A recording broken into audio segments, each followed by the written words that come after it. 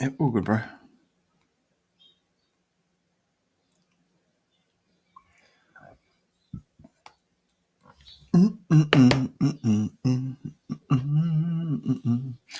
Hello, hello again. It's me. Yes, this is a part two because we were just talking. My hair it keeps swishing it back. Give me that. Keeps me in that streamlined look. We were having a great conversation, and so I thought we'll just keep it going. Do a part two for a bit. It's nice to do a big long set of lives every so often. I've been doing a few more lately, so welcome back. Thanks for joining in. Yes, this is the part two. We're heading into the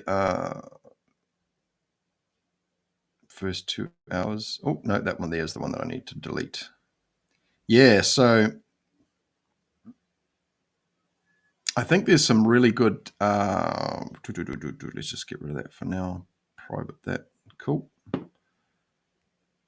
Yeah, I think there's some really good skills to have as just a creature wandering this earth. And there's this one thing about putting up too much armor where we can essentially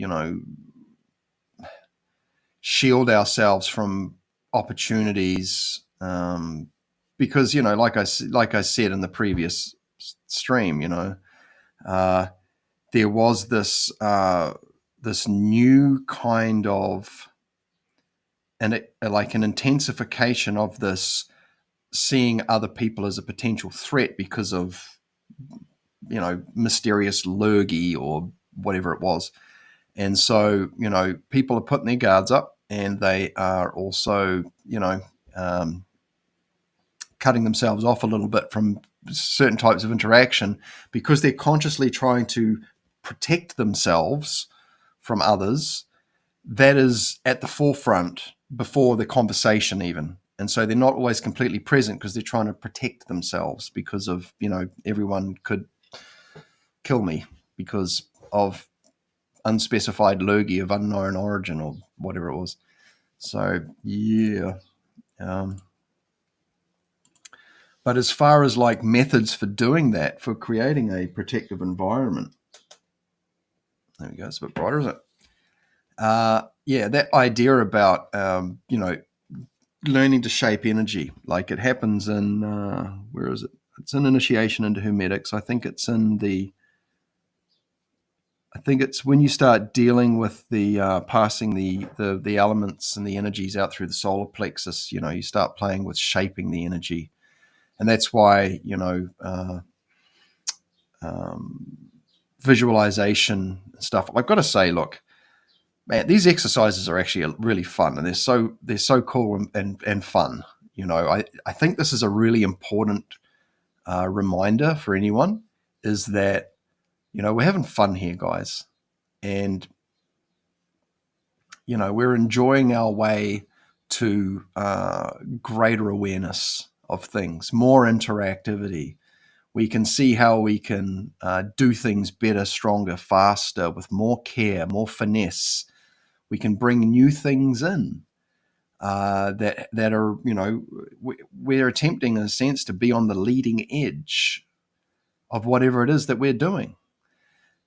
And this shouldn't be sidelined, what other skill sets have you got? Are you thinking about doing something new? And how can your Hermetics help you with that? I met a guy who was a student of Mark Rasmus, and I'm very blessed to be able to be in touch with this gentleman. He actually doesn't live too far away. It's a little bit far, but it's not too far.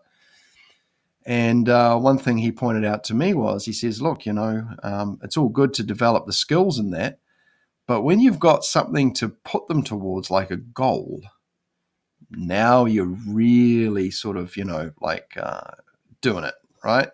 Because it's not just like, hey, look at me, I can do this. I can change the weather. I can, create heat. I can see things, or I can mental wander, or whatever. Now it's like, I actually want to become a clay sculptor. I want to be a musician. I want to build a business. I want to fill in the blank. The ability to focus and clearly define and see how, how air element might help you to flesh things out. And, but you're running out of juice, but you've got to get the job done. So you pull on a bit of fire element just to kick you over the line and keep you going well.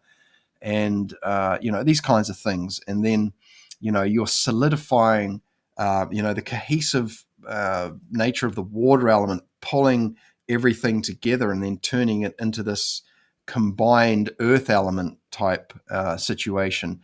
You're starting to put things together, but first of all, you're able to sort of clearly define what it is you want. And I think that's, when I think about the order of the letters in Key to the True Kabbalah, I can see a logic there and why they would be in that order. And I'm still exploring it because, I'm still going through that journey. And it's so interesting and so much fun. And this is something I'll say too. Like, if you're just starting out on this, something to really take note of, and there's a pun there, I think, is that when you do your initial kinds of just watching your thoughts rise and fall away, the very first exercise in the book, when you're just watching your thought trains, right? It says to make notes about what you experienced afterwards. That is a pretty much identical exercise to dream recall. And being able to recall, you've basically got better access to the storage media that you have. And you're basically able to turn more lights on in the warehouse, if you will, so you can go and retrieve things. Because if you've ever done dream recall, you get up in the morning and you're like, half asleep, and you just write down some fragments, and then you go and do your stretch and whatever, and maybe you grab a coffee, and you're like, okay, I grab my dream journal, and now I'm going to start writing these fragments in, and then the fragments open to other things, and you remember this. Oh yeah, that's right. Oh, that's right. Oh my gosh, yeah. And it turns out, wow, I had a pretty wild adventure. And then there's all of this potential value. It's a bit, it's an argument that some will have that there's not really a lot of value to be taken from dreams, but I think it depends on the eyes that you have to see. Because it's a reflection of what's going on in your life in a lot of cases, not always. But even that ability to recall and go back in, like, you get good at that. Man, back in the day when I was doing like hardcore dream recall, I could get to the end of the week and recall all my dreams from that week. Maybe a couple slipped through, but I could write pages. It actually got to the point where it was almost silly. It became a bit of a tyrannical process because it's like, oh, you want more, do you? Oh, here's more detail, more this. I remember one day I got up and like, this was just one night of dreaming. I was able to write like, I think it was 9 or 10 pages on a little 1B5 book. It's not like a full A4, but it's not that much shorter. And it's great, but that's just the recording process. And then there's, you may enter into an analysis process, which is even more involved as well. And it can be pretty full on doing that. But anyway, where I'm going with this is that first thing in the book Barden says is watch your thoughts and then write down what you see. And this is very valuable because when you're learning new things and let's say you're really interested, you know how you forget stuff? You're like, oh, I should write that down because I'll forget it later. It gives you a little bit more wiggle room for that forgetting. You just tend to be able to recall things better. And when you write things down, it's like you're making a big deal. This is so important. I'm going to write it down. So I just want to say that, doing the recall, it's very valuable because sometimes you might flick into like a trance state or you'll be trying to bring on some sort of state, whether you're doing, ESP practice or whatever. And you'll be like, oh, I just went unconscious for a bit. And you what did I say? What we don't know, But if you've got that recall ability, those unconscious moments, you can start to fish back into them, pierce into them, and pull out the stuff. So there was a reason why I brought that up, and I can't remember, and that's okay. But what I am going to say is, cheers. I'm having what is this one? Lemon, ginger, and manuka honey. Manuka is a local type of tree species that makes a very special type of honey. It's got what's called an MGO rating. And basically, you can buy honey here in New Zealand that has a very high MGO rating. It's actually like a medicinal quality, and it's got a rating. And you can buy a little pot of honey that's about this big for like easily $100 that's got this really high rating. And so they use it in hospital settings and things. But this is an absolutely beautiful cup of tea, I have to say. Lemon, what would I say? Lemon, ginger, and manuka honey. It's very nice. This is a really nice brand, this. Very blessed that we have an organic store up the road here, and I'm good friends with them. I use their practitioner rooms when I have clients when I can. It's really good to have that kind of relationship, especially when we were having all the lockdowns and that, I was able to go up and get high quality food. I didn't have to go and trudge through the supermarket and that. And the people that went to the organic store were usually a little bit more on the page, if you know what I mean. Yeah, it's good, who knows what's coming next, but I'm pretty lucky. I've got pretty much everything within walking distance where I am. I don't need to stock the cellar, if you know what I mean. I've got pretty good access. And what was funny, here's another funny thing. Certain types of retail establishments weren't deemed to be, what was it called? Important or a vital service.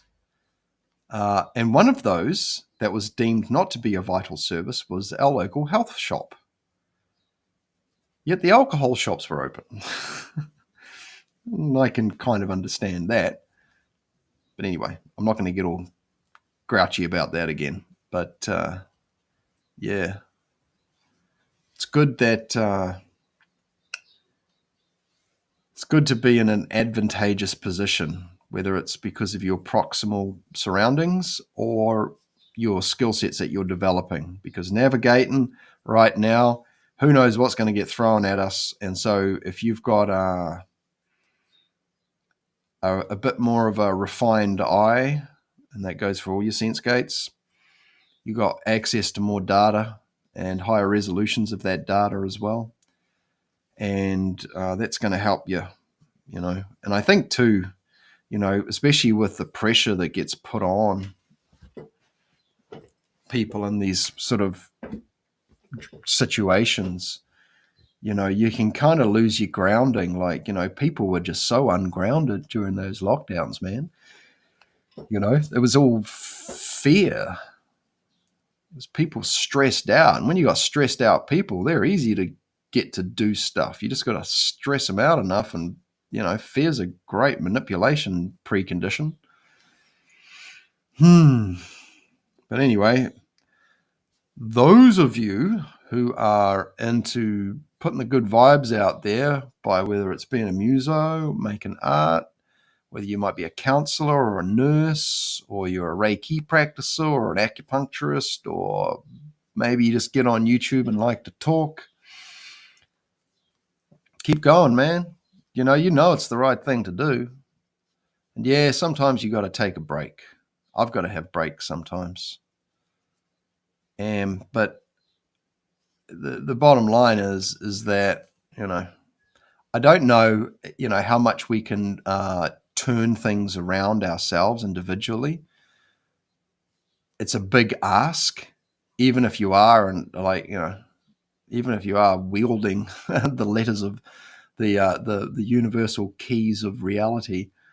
There's a strength in masses. So, finding like-minded people and having conversations and being those tuning forks coming together where, one becomes two and then two becomes four. Like two people together are very, even Jesus said it, when two or more come together in my name, there I am. And, one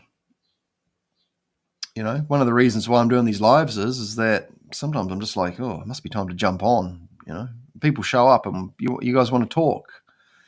I'm actually quite pleasantly surprised, actually. Well, not surprised, but it's really nice to know that this conversation that I've been having on this stream and the previous stream about some topics that I wouldn't generally normally bring up, it's been something that there've been viewpoints that have been shared by, the majority of people who've been participating in the chat. And that is really lovely, because I'd like to think that people who are on this track have got an eye for detail that, and they've got a bullshit alarm that, is maybe fairly more active than people who don't do these types of practices. And I can't speak for everybody because, I've got friends and colleagues that are maybe not so,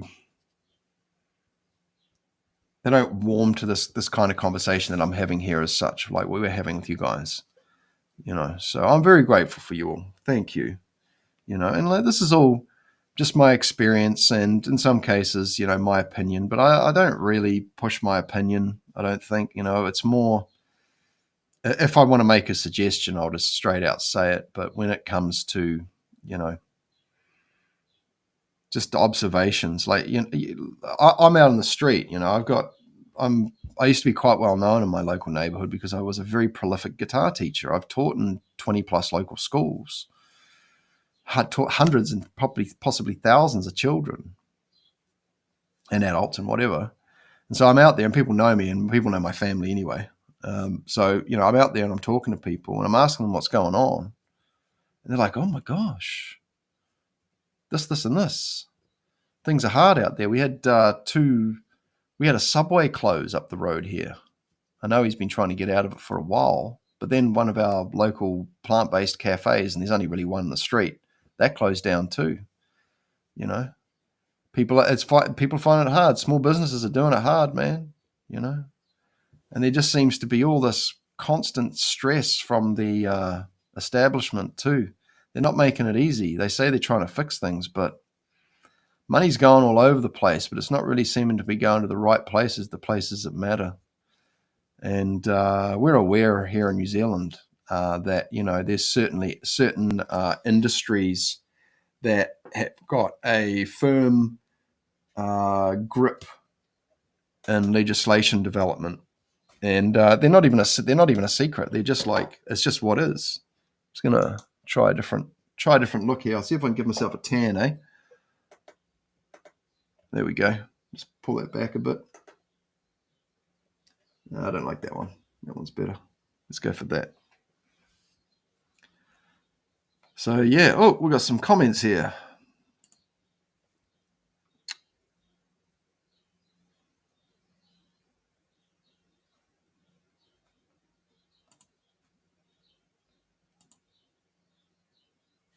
Randy, I'm back. Good to see you, man. Thanks for jumping in.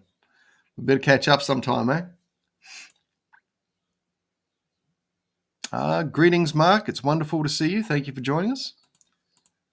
And Angelo's back. Hey, Angelo. Can you share with us about Barden Book 3? Is it just letters or does it go into magic words and names? Okay. So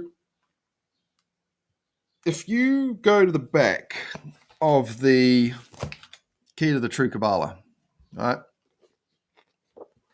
you will see that there's a list of spirit names.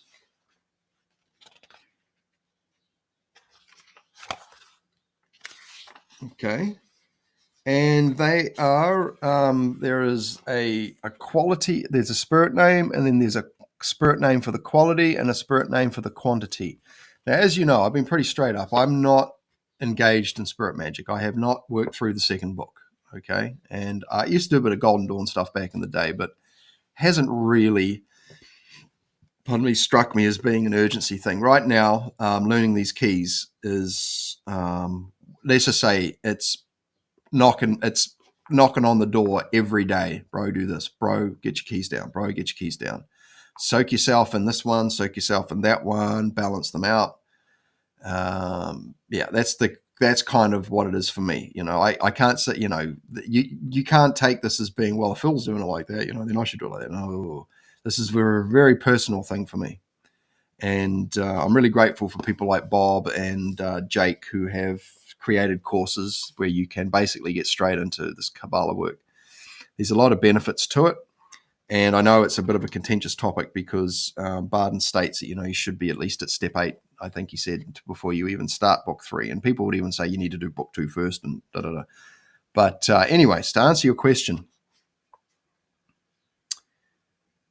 So I haven't been involved in the names as such. There are 1, 2, 3, and 4 letter combinations. That's what we can use here in this realm. And you could say that they are words, and the formula are words, or they're bits of words. And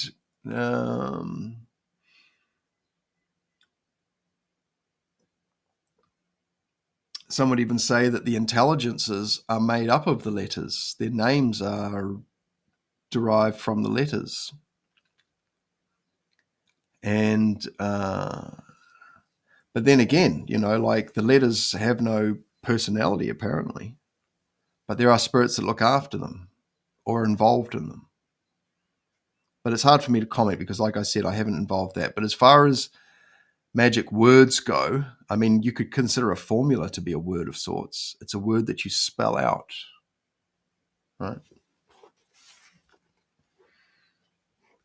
But yeah, I mean, if you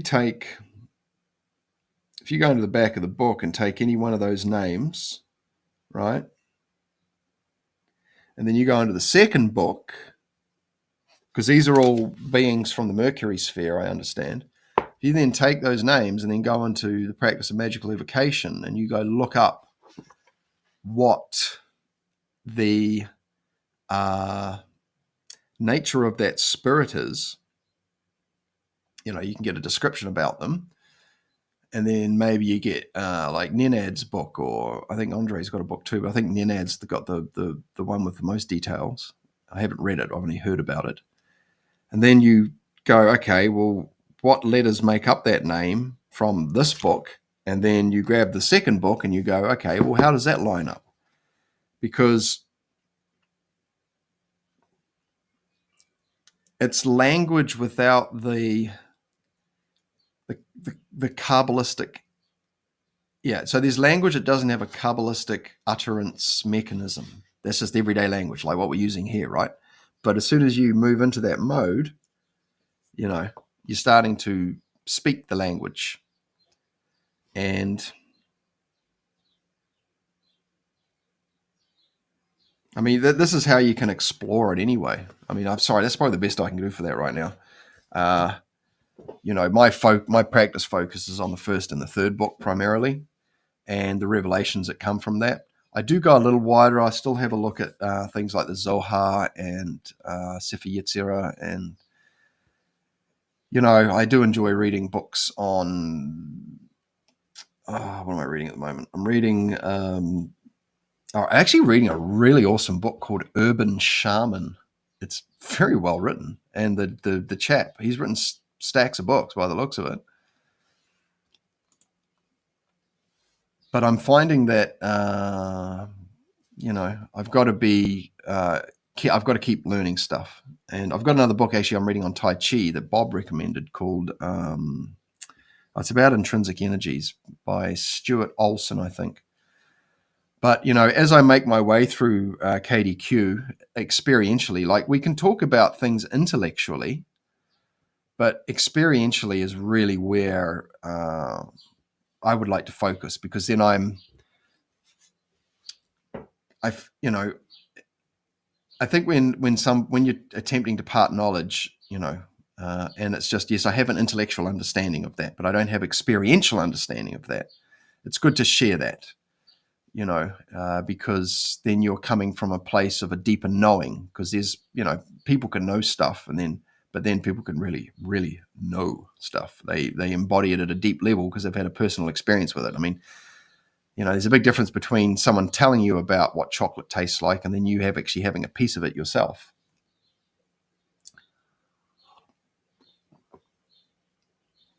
That is really good tea.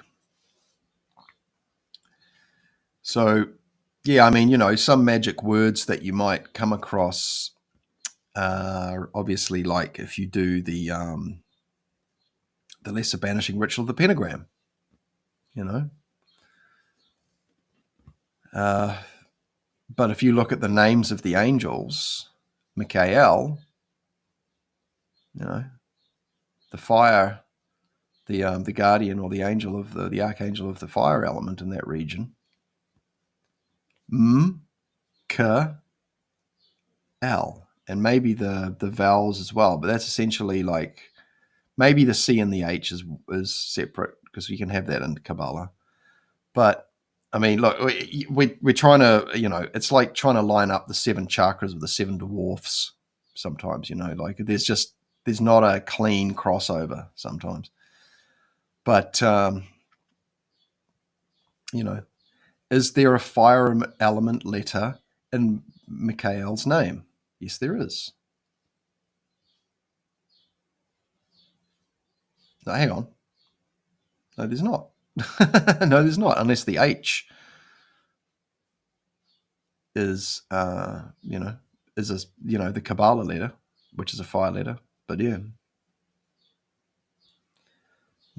Hey, Yay, Adonai, all of these, Yod Hey Vahe.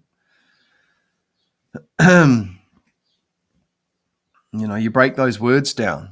You see them in different systems and then you can break them down. If anything, I would say just go through one of your Golden Dawn books, find a bunch of names and then just cross-reference them with Key to the True Kabbalah and see, Yod, Hey, Vahe. They're operating at 4 different levels of reality there. A 4-letter key is, can be across the 4 levels of reality.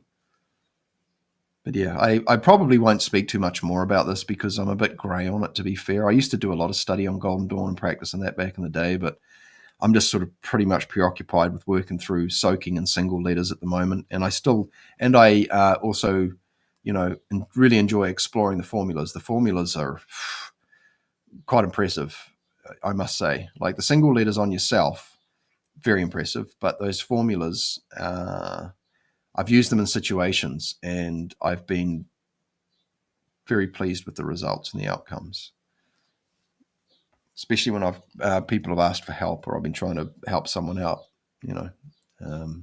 yeah, very surprising actually. We are so blessed to have that book, truly. And not only that, but what that book, even there's more to the book than just the contents and the method. It's even how they're laid out, the approach, and how we can see it's an intelligent assembly of mechanisms, tools, and methods and practices from other systems that are put together in a way that's very relatable and usable. Like there's not really dogma in that, not in that first book anyway. It's like here's exercises, get good at mindfulness, get good at concentration, get good at vacancy of mind. And then you start getting into things where you start, pushing your capacities a little bit. And then you find that you can accommodate these things like breathing environment. I can actually make myself hotter. And then you can make yourself colder. Then you can make yourself feel lighter. And then you can make yourself feel heavier. And these types of things. So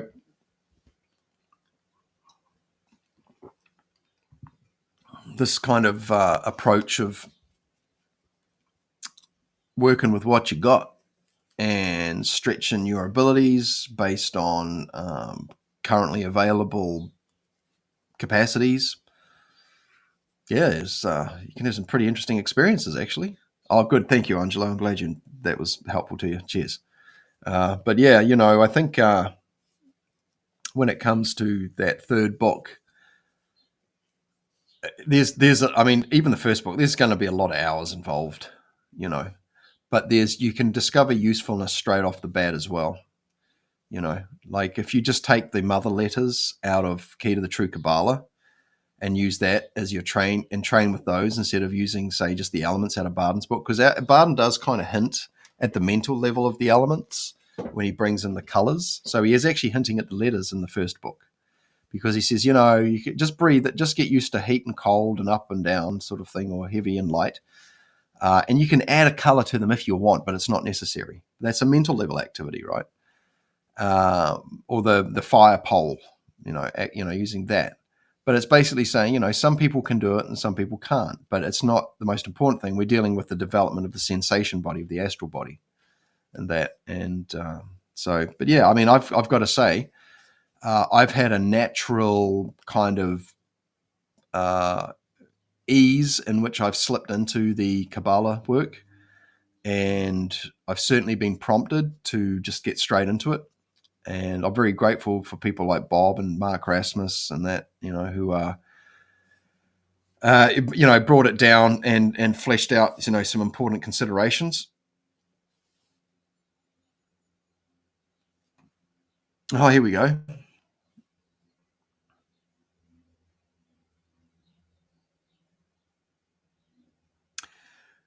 Well, I mean, it's a valid question. It's a bit of a personal question, I must say. It's like basically asking me if I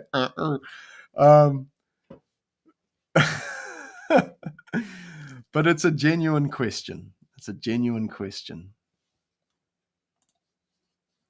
I'll leave it up. Okay, so what I'll say is this, and you'll hear people like Muntak Chia talk about this. I've heard Mark Rasmus talk about this. And so I can speak about this from being as a guy, right? So we're talking, well, I mean, it's obviously semen retention, isn't it?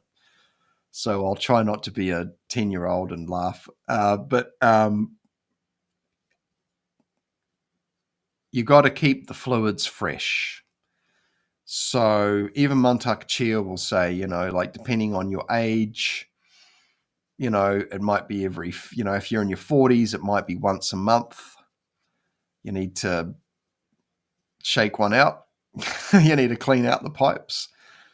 But yeah, in the past, I've noticed that a lot of activity can affect practice. And I think too that,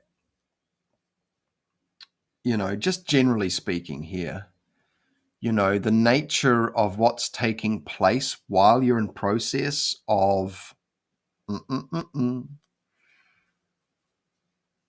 if you're just shooting your life force off into the void, for the purpose of cleaning out the pipes, okay, get a new fresh batch come in there. Because having that stuff in the tank, that's a natural thing, you've got this energy down there. But if you're just doing it for fun, okay, sweet as, it's up to you. But, and some people they can do it fine. I don't think it's as prevalent. I don't think there's that many people that can uphold, being regularly active with that practice of shaking one out, if you know what I mean.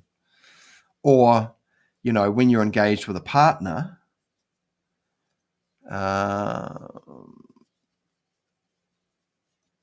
that's a little bit of a different interplay, I think. And it depends on how you do it as well, I think, seriously, this would be a great one to research through some of the Indian texts, the Vedic texts. Pardon me, or through the Qigong conversation. Qigong might be a bit easier to read if you find a good translator for that. No, I'm sure that this is a topic that's been brought up by many traditions, but essentially, yeah, I mean, I mean, like I said, it's a bit of a personal question, but I am pretty much ascetic, celibate in that form. Yeah, I'll just say that, I don't, not regularly anyway. I've just noticed it from in the past. It's like there's a drain that I experience. And yeah, so, and, I've had enough teachers say that, like you do it sparingly. And, you got to be conscious of if you're going to do it with someone else too, right? It's a pretty intimate thing. There's a bit of energy. And I mean, obviously sometimes, there's a bit of fluid exchange there, but,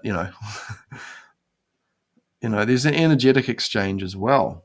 And if you're having intimate relationships, I mean, this is you dropping your guards down, man. You think about it, right? You're dropping your chi shield in a sense. And so, for example, we know people who are escorts and companions or prostitutes or whatever we want to say, male or female.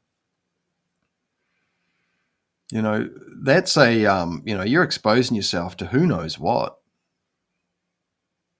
I heard somewhere that apparently it may have been in Japan, and I'm sure it's in other parts of the world too, that a lot of prostitutes, female prostitutes, when they come to the end of that particular part of their life, a lot of them will go to temples and become nuns. And they recognize that was their service, and now their job is to clean up and then focus on the next part of the process, which is to, their ascendancy path.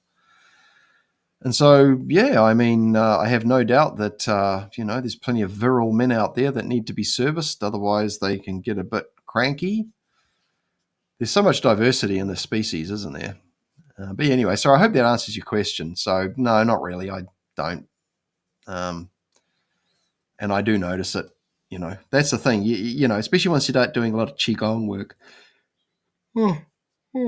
And when I say that, I mean the kind of Qigong that's in Barden's book in that section 3 there. Once you do a lot of that stuff and you can really start to feel how things affect you. Because a lot of food choices will numb your ability to perceive things as well. And so, yeah, just having access to the data, if you're rubbing one out and you suddenly feel tired, there you go. Or you might be tired later on, or you haven't got enough juice to run you all day.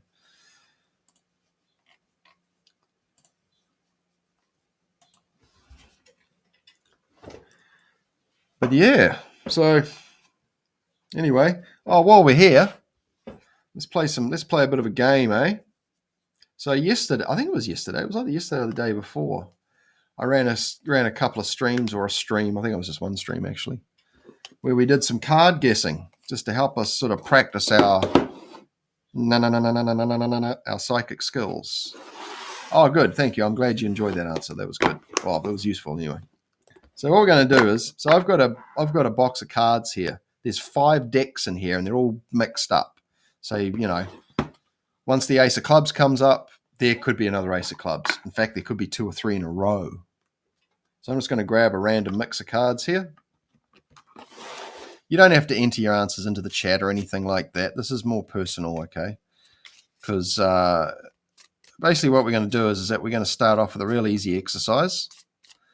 And I want you to basically just let's take a few breaths together, and then I'm going to get you to move into vacancy of mind when I pull the card. So I'll reorganize this. So what we're going to do is that I'm going to talk you through this. So if you're busy doing other things and you're operating heavy machinery, then you need to focus on that. Okay. So let's take some breaths together, breathing in the nose and out the nose. Breathing in. Feeling the tummy expand, rib cage opening up, and release.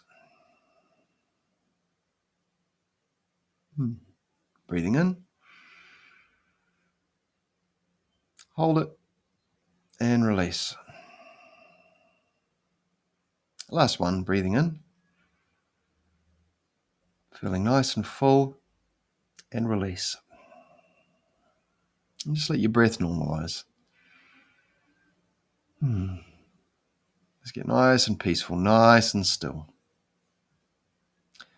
Okay. Now what I want you to do is I want you to sort of place your awareness in this region above your head if you can. Just in we're aiming to just be in an empty space. We want to.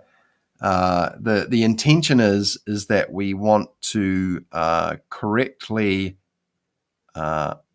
enunciate or pronounce to ourselves, if we will, the color of the card. It's either going to be red or black. That's it.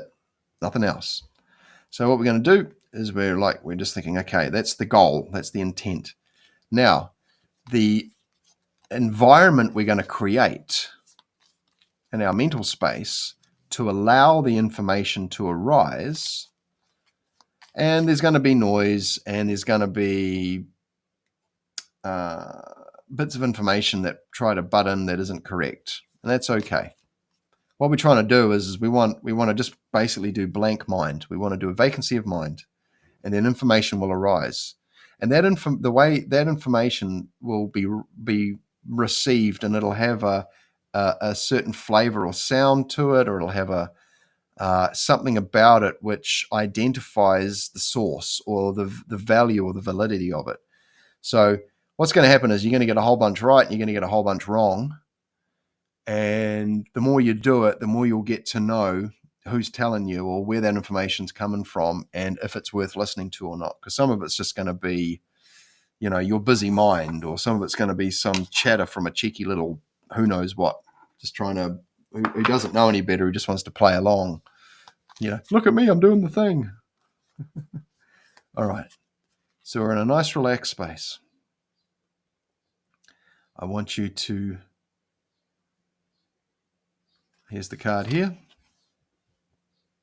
I'm not going to look at it because then I might try and telepathically send you the data. Okay. Empty your mind. Vacancy of mind. Mentals training M1C.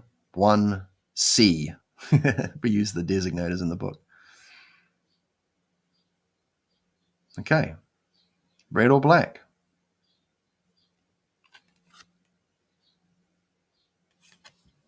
All right, blank mind.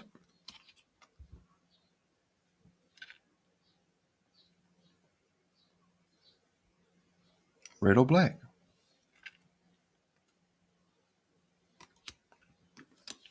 Blank mind.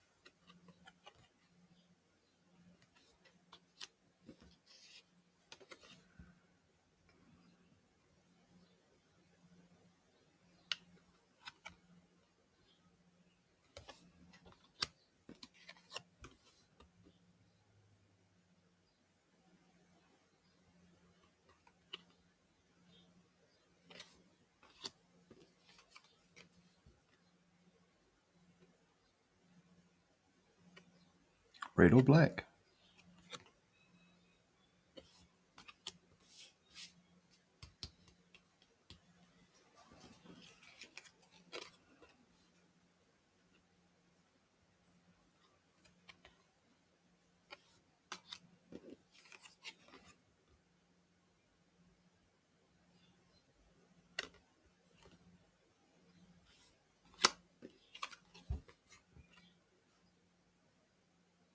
So I'm giving it about 5 seconds, guys.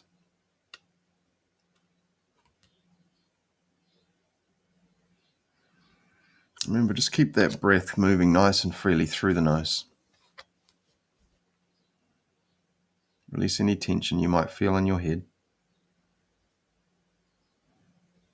Your jaw is nice and relaxed. Your forehead is nice and spacious. Your face muscles are all relaxed.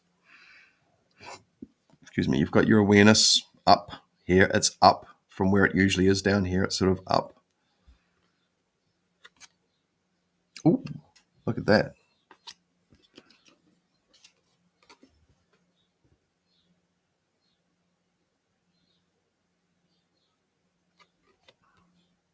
Okay. How'd you get on? I'm no good at this. I can't do it. I'll never be any good. Don't say stuff like that.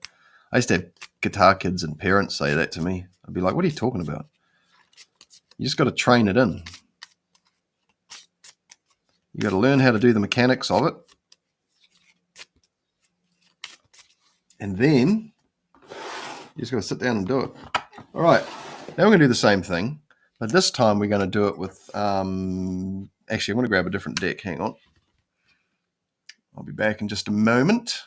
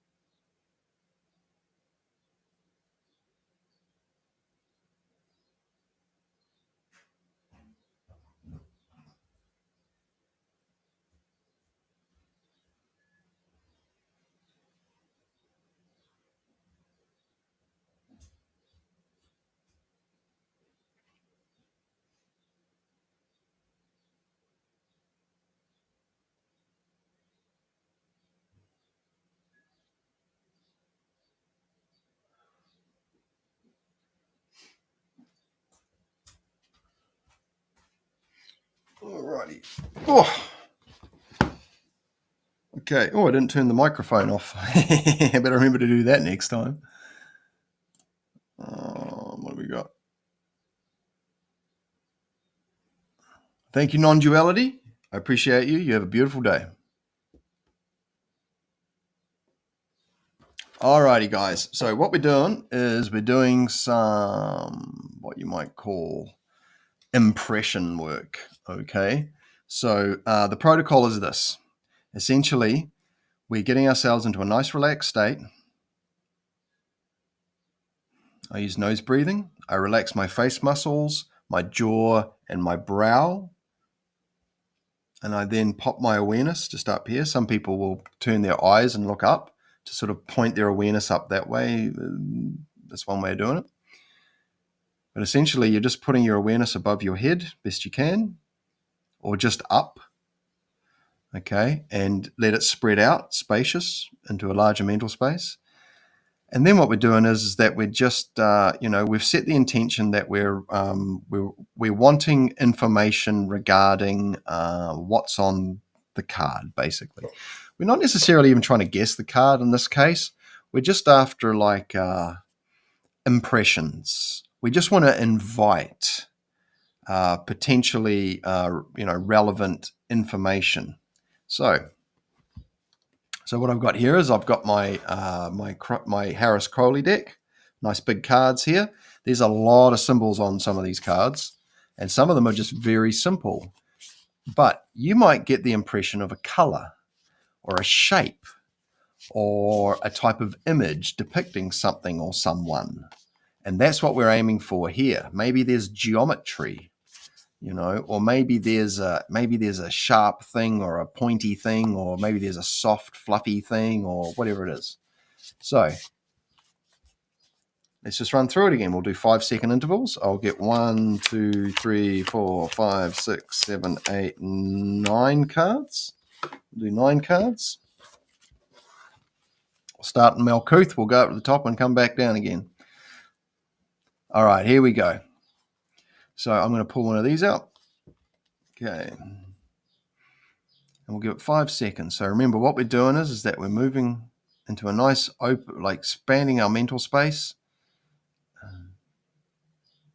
vacancy of mind.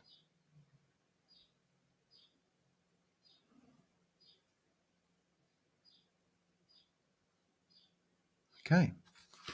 What do we got? Okay. So maybe you felt a warmth from the color, or maybe there was water or some kind of yucky water, or there were lily pads or glasses or something, right? All right, let's do another one.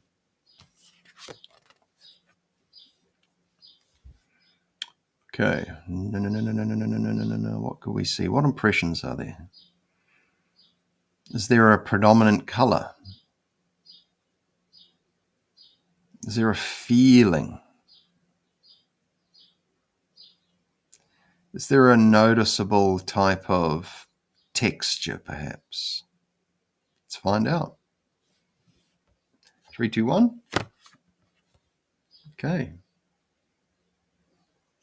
See, there's a lot of data on some of these cards, maybe not so much this one. There is actually if you get up quite close. But using simple cards like playing cards and not the picture cards, so using these kinds of cards, the pip cards, these are really good because they're super simple. There's not too much data on there. Sometimes it's good to play on hard level or more interesting level. All right, let's do another one. All right. Let's see. Is there anything you smell? You know, is the card hot? Has it got I don't know.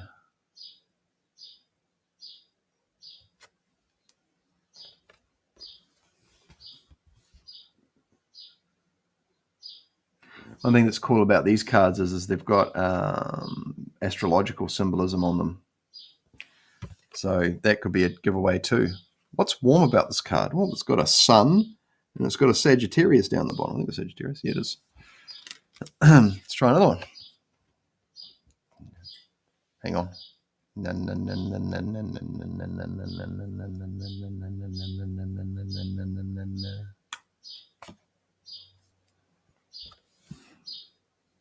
Did you smell a horse?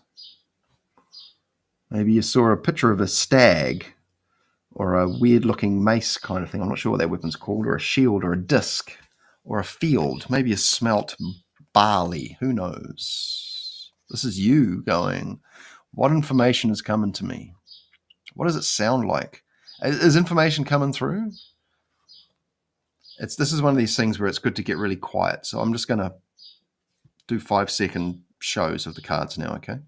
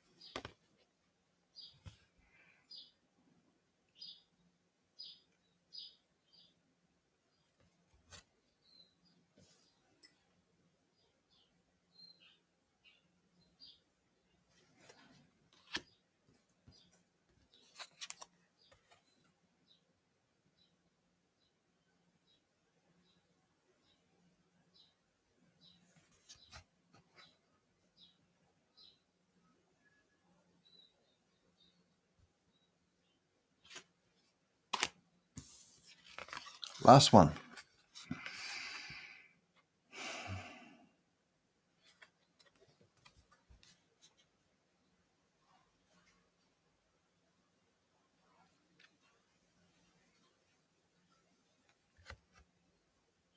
Beautiful. Finishing on the sun. How lovely. These are easy games you can play for yourself. I've got to say, using the playing cards is good because you can buy literally cheap packs of playing cards that match each other.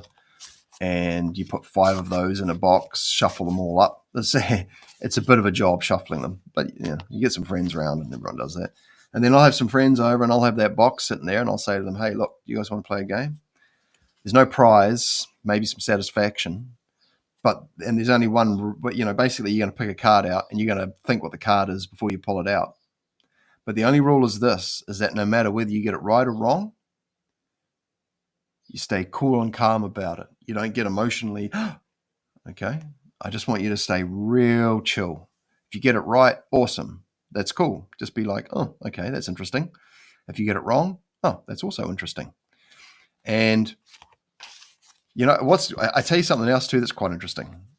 Imagine sitting down with doing black and red with a full deck and getting every single one of them wrong, or the large majority of them wrong. That also points to some ability, in my view. It's like you're good at getting things wrong. It means you're good at picking the thing that it's not. And it's just something to think about, because, just because we're experiencing large amounts of failure, that can help us point us towards maybe something that we need to work on. But yeah, I was really lucky. I got I think there was only one of these decks left at the time, and it's the big size one. It's quite a nice one. This is I don't know, have any of you guys got this deck? Man, I tell you what, you're doing readings with this one. This is a serious one. It's not this one here. She's a little bit kinder and fluffier. This one here is like, it's gonna tell you some stuff, and you better be listening. Thank you so much, everyone, for joining me here. I'm greatly appreciative of you all. And thank you. I just want to say a big thank you to everyone that signed up either for a YouTube membership or a paid Substack subscription. You make it possible for me to keep making this content. Basically, the more of you guys can support me in that way, the more stuff I can make and bring things to the table. So I'm grateful. And yeah, and just like I said, thank you and also thank you to those of you who have gone to Substack and surrendered your email address to me, essentially. And so for whatever reason, if we get separated via YouTube and Facebook because they just do their thing, then we can stay in touch. And, also I'm slowly getting back into some blog writing too. I talk about a wider range of things. Initially I wasn't, going to be just hovering around Hermetics and Kabbalah, but I think the scope and opportunity that this channel presents, especially after the conversation that we've had today, where I've touched on some topics that I guess I'm just trying to find a way to communicate things that I feel are important, and they may be a little bit controversial or challenging, but nonetheless still important to talk about, because we're all adults. And adults can talk to each other like adults, and we can tackle challenging topics without being emotionally overwhelmed and resorting to immature childlike outbursts and these types of things. So I'm grateful for all of you. Welcome to my house. You guys are welcome to hang out. I love it when people play nice together. I've played in plenty of bands, and I've played in bands with some amazing musicians. And some of those amazing musicians, they were not that easy to get along with. I would rather play with musicians that are easy to get along with, who are still working on their craft, and they've got to be competent, obviously. Well, back in the day when I was playing. But I'll pick people that are easy to get along with. We can make sweeter music that way. Don't get me wrong, there's some phenomenal musicians out there that are very challenging to get along with. And I probably, depending on the situation, very much depending on it, but I'm grateful for you guys. Thank you so much. But what's everyone up to? I mean, what is it? It's like Sunday night over in the States, isn't it? What is it? Oh my gosh, it's like 9:45 in Los Angeles. It's nearly 1:00 in New York. Where's everyone at? You guys already told me in the last chat. Thank you. I might have to tie it all up shortly. It's past my tea time. I need to go and make some food. Just want to say too, I need to put this up. I need to do this stuff more, don't I? Jeez. Watch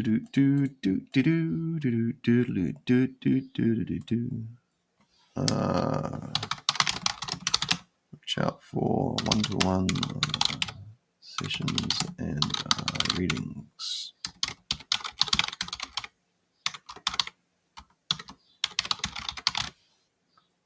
All right. I need to do this. I've got to remember to do this. There we go. My website and my email are still down, so I'm having to do this a bit manually.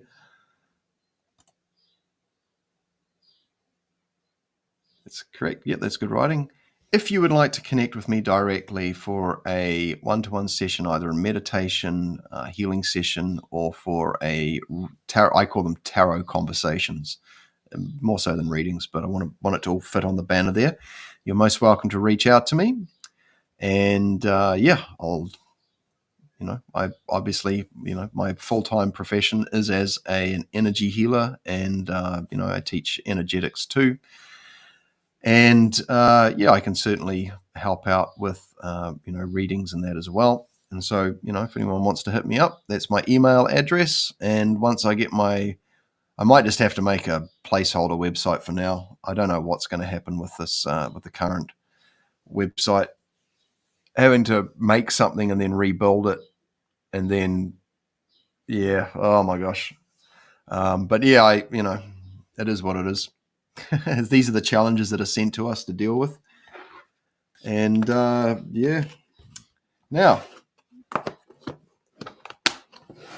well, I'm grateful to you all. Just had a message come through, and I have a funny feeling that I'm going to have a bunch of people showing up at the house shortly as well. So I want to say a big thank you. Now, I did mention just on a previous podcast or a live stream, that I have a very special guest lined up. Hopefully, we're going to be able to connect before the end of the year. And this, I will say, will be one of the peak highlights of the year in regards to this guest, because this guest is someone that I think many people are discovering and recognizing the value that this particular individual brings it's off the charts, man. And especially to our group who practice initiation into Hermetics and that. So, yeah. And they're a new guest. They haven't been on before. And they were quick to say, yep. And that was just beautiful. So they're I won't say who it is, and I don't know when it's happening yet, but they're going to come back to me. But it'll be a great pleasure for me to host this, and it'll be a live stream as well. I think pretty much all I do now is live streams, just easier, fun, better, and we get a bit of interaction. Oh yeah, and also, I've started making some content, and I'm not sure whether I make courses or if I do I've got a lot to say about stuff, and I'm looking at different ways of sort of trying to make stuff accessible. And one of those things is that I'd like to basically leverage this channel to help sort of, at the very least, recover some of the costs of running this channel. And also like to get the software upgrade too, because I'm sure everyone loves looking at this watermark animation. So I've been thinking about some ways that can make it very accessible for people to support the channel, and also maybe give them a thank you in the form of some kind of content. And so I'm looking more at a subscription type setup, and it won't be expensive. It'll be very minimal. It's basically what it is already, which is like $5 or $6 a month. And, I don't want to gate access. These live streams are great because everyone can just jump on and ask questions. And the same with the guests. But I have people who are contributing financially to the channel and to the Substack as well. And initially it was just support the service, but unfortunately I haven't been able to meet the targets that I would like to meet. And so I'm thinking about offering some specialist type interactions for paid subscribers. And unfortunately, YouTube offers tiers and Substack doesn't. And so I'm just kind of thinking about that because I've done a lot of sort of advertising for, well, not advertising, but I put it in the thing, could you, go to Substack, give us your email. You don't have to pay anything. I'm doing this, I love doing what I do. But yeah, I'd really like to sort of like encourage the community if they are enjoying what I'm baking, help me with the ingredients, guys. Help me source the ingredients. I can make more things. I've got some cool stuff to share too. But yeah, life gets in the way, as you know. And but yeah, keen to make some more stuff for you guys. And I'm grateful that you enjoy what I create here, and I'm grateful for you all for joining. And yeah, I don't know. That's pretty much it. I'm done now. I must say I'm pretty tired. That's a good 3 hours. So I think I'll probably call it there. Thank you to everyone. Thank you for everyone that jumped in on the chat and threw some questions and had a bit of a banter with me. I'm grateful to you all. I really am. You guys have a beautiful day, afternoon, evening, wherever you are. Stay well and guard that harmony. I really mean that.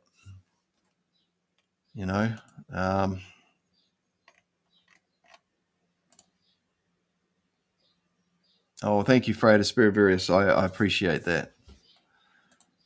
Yeah, guard that harmony, guys. We will talk again very soon. Stay well, eh?